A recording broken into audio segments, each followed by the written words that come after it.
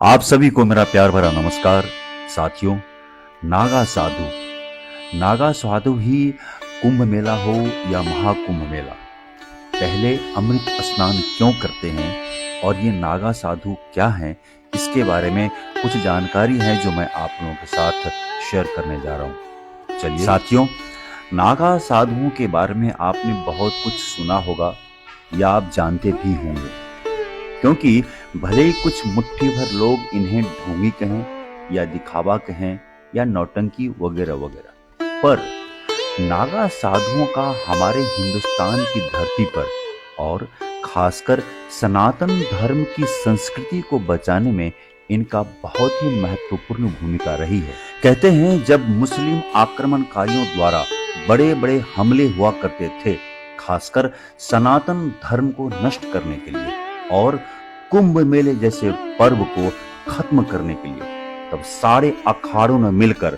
मुस्लिम आक्रमणकारियों के विरुद्ध एक सेना तैयार की थी, जिसका नाम रखा गया नागा सेना, जिसे हम आज नागा साधु भी कहते हैं। दोस्तों, नागा सेना हिंदू धर्म की रक्षक हैं, ये तो सभी जानते हैं, पर आपको बताते चलूं कि राष्ट्र निर्माण या राष्ट्र की सुरक्षा की बात हो, दुश्मनों के सामने अपने अस्त्र और शस्त्र लेकर खड़े हो जाते हैं, ये उनकी असली पहचान है और खासियत। दोस्तों, नागा साधु बनने वाला व्यक्ति पहले ही अपने जीवन के विचार को नष्ट करके अपना पिंडदान और अंतिम संस्कार कर चुका होता है, यानी वो जीवन को जीवित रहते हुए ही छोड़ चुका होता है।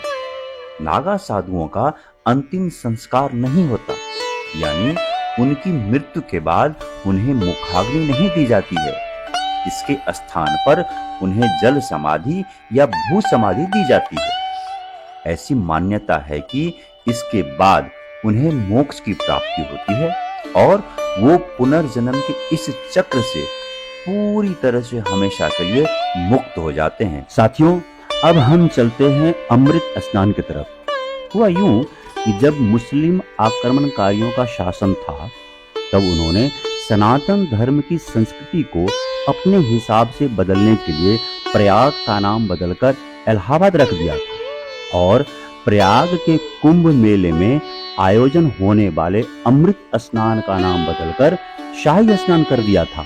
लेकिन पिछले ही साल 13 अखाड़ों के साधु संतों ने मिलकर सरकार से आग्रह की कि शाही स्नान का नाम बदलकर अमृत स्नान नाम रखा जाए, तो फिर सरकार ने इसे मान्यता दे दी और अब इसे अमृत स्नान कहा जाता है। कहते हैं जब गुरु आदि शंकराचार्य ने नागा साधुओं की एक टोली बनाई थी, तब उनका उद्देश्य सनातन धर्म की रक्षा करना था और उस समय नागा साधु सनातन संस्कृति के सबसे बड़े रक्षक थे, जिसके कारण उन्हें कुंभ के मेले में सबसे पहले स्नान करने का अधिकार दिया जाता है और ये अधिकार उनके सम्मान के लिए होता है।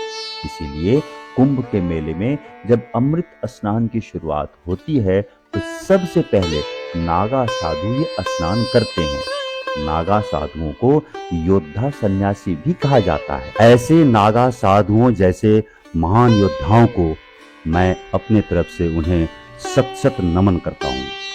दोस्तों, ये जानकारी आपको कैसी लगी, आप कमेंट करके जरूर बताएं। Thank you so much.